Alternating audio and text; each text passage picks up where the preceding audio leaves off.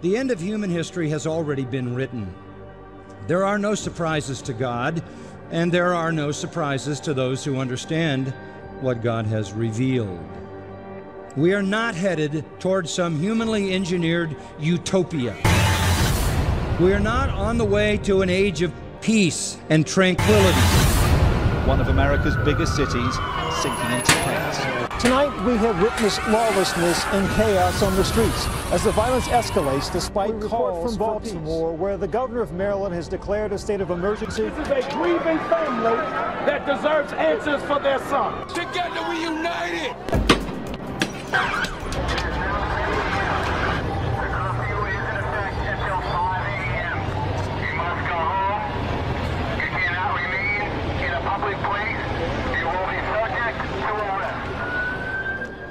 And what our Lord says about the future is horrendous. According to the Lord Jesus, the future for this world and its inhabitants is very, very tragic. We need to realize how close this clock is to getting toward the midnight hour. And I think that's why, for our sake, for the sake of our family, for our nation, we need to cry out to a holy God. This is coming faster than anyone can see. A powerful earthquake struck Nepal on Saturday. The 7.9 magnitude quake's epicenter was just 80 kilometers east of Nepal's second largest city, Pokhara, devastating the surrounding area and sending tremors through northern India and even triggering avalanches on Mount Everest. The death toll has reached over 7,500, with more than 16,000 people injured. Thousands of missing are still unaccounted for. I know I worked very hard on the Intelligence Committee to try and keep up with what was happening in the world. It got to such a crescendo, I could hardly keep up with it anymore.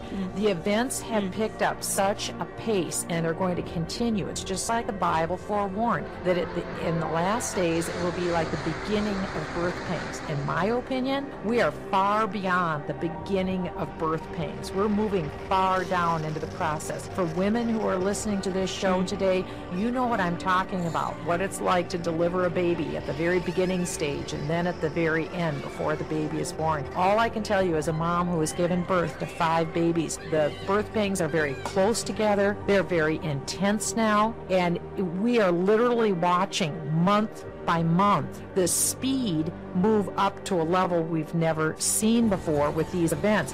And that's why the best thing that we can do is have churches and pastors explain our times. Believers need to get our lives right with God, and then we intercede. We intercede and intercede, and then not despair. Prophets said we look to the future. We long to see those days and live in those days. Why? Because it's the return of a soon and coming King. Jesus Christ is coming back. We, in our lifetimes, potentially could see Jesus Christ returning to earth. This is one of the most exciting times in history. We need to be exactly watching the tenor of the times, be observing, and look up. Our redemption draweth nigh. These are wonderful times, but we see the destruction. But this is the destruction that was foretold.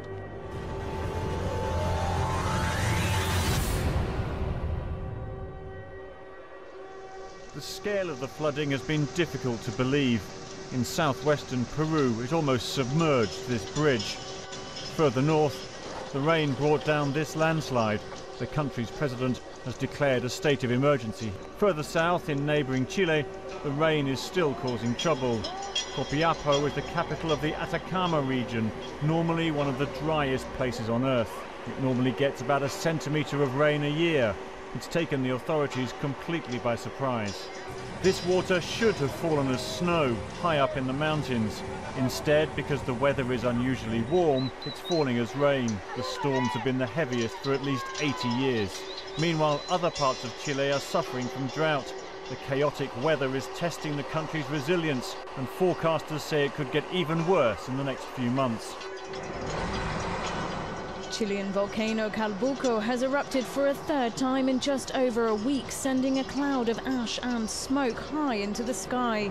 The The volcano erupted twice last week, spewing over 200 million tons of ash, coating nearby towns, wreaking havoc with the salmon industry and cancelling flights as far away as Buenos Aires. Located some 1,000 kilometers south of Chile's capital, Santiago, Calbuco had lain dormant for nearly 5 decades before erupting twice in the space of 24 hours.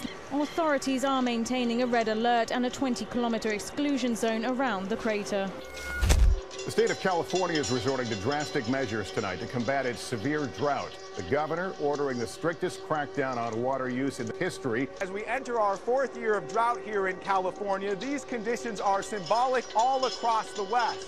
Certain reports say the state has only a year's supply of water left in those reservoirs. Scientists call what's happening here unprecedented. We're technically in the middle of our rainy season.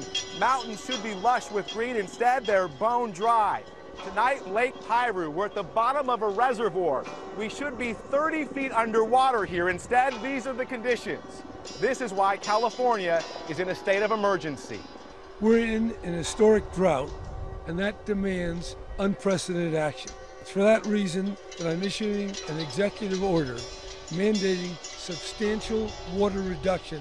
Now we are embarked upon an experiment that no one has ever tried, ever, in the history of mankind.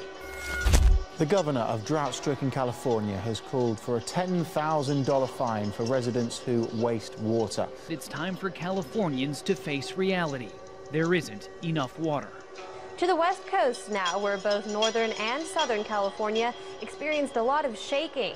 And while both quakes are considered mild, it still has lots of people thinking about the possible big one. The worry is that these small quakes will trigger a big quake. Hopefully not the big one. Be prepared to feel some shaking in the next 30 years. That's much more than you felt in the past down here. An earthquake measuring 7.5 has struck off the coast of Papua New Guinea, triggering a tsunami warning. Especially there's a tsunami threat for the local inhabitants for the places close to the earthquake. And they've probably already been hit by the first wave by now.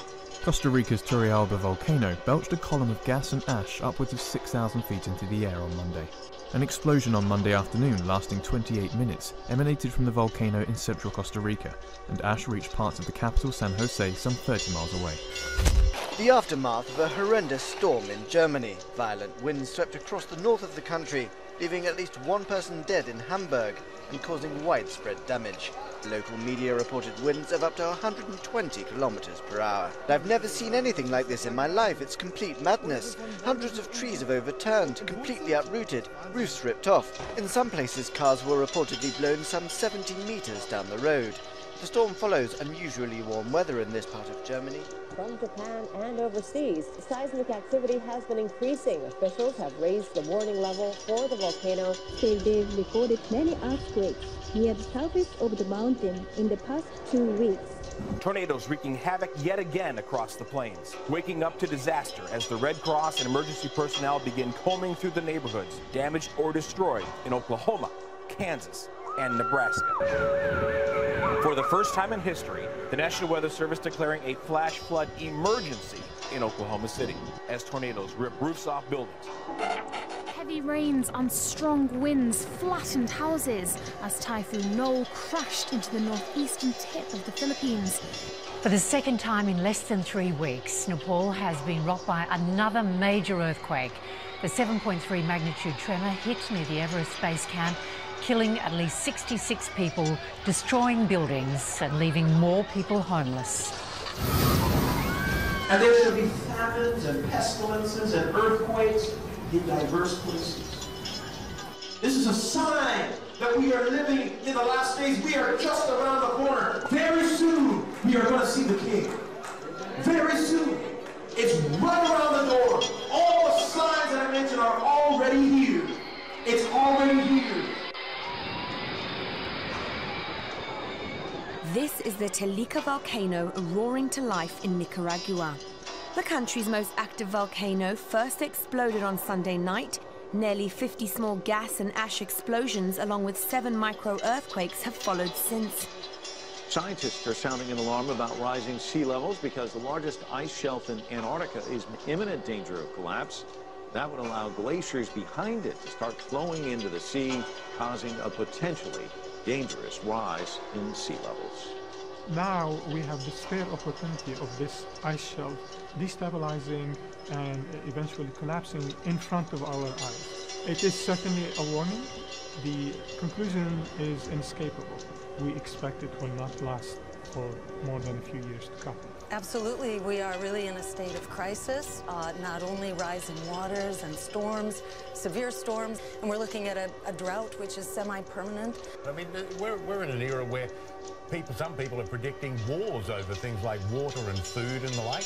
One of the most powerful earthquakes in the UK for years has hit Kent overnight. Well, the quake struck Kent just before 3 this morning, with the magnitude measuring 4.2 on the Richter scale. It was felt in France and Belgium as well. Fox Urgent, a magnitude 5.4 earthquake has just hit Nevada, northeast of Las Vegas. We're getting this in just moments ago from the U.S. Geological Survey. Residents of Konya province, southern Turkey, have described their terror when a giant sinkhole suddenly appeared in a local field. Measuring 10 metres wide and 90 metres deep, the crater formed in the space of 24 hours. Players in Missouri in the States had a new hazard to contend with there after a sinkhole appeared in the Kosi. Apparently it's 70 feet wide and 30 feet deep. Meanwhile, mysterious sinkholes have also appeared elsewhere in Russia's Urals. Craters have emerged one after another in the second largest city in the Perm region, and residents fear half of it could collapse beneath the surface. Some intend to leave their hometown to avoid the danger posed by the craters. And we're not finished yet. A giant hole in the ground also appeared in Siberia. The hole on the Yamal Peninsula is almost 80 meters wide. Its depth, though, is not yet known. An emergency situation committee has yet to say what caused it. Scientists fear they could point to a looming natural disaster. Obviously, this phenomenon is quite dangerous. It's a known fact that large craters appeared and swallowed whole buildings in many cities around the world.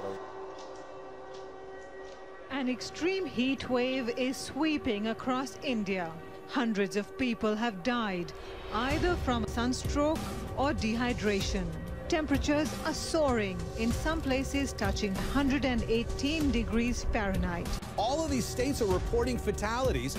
At last count, more than 2,000 people have died from the extreme heat. Local hospitals are filling up. Even the roads have melted. In Rajasthan or Gujarat, it is 1 in the morning and the temperature has just dropped from 39 down to 40. I mean, this is over 100 degrees. Even as the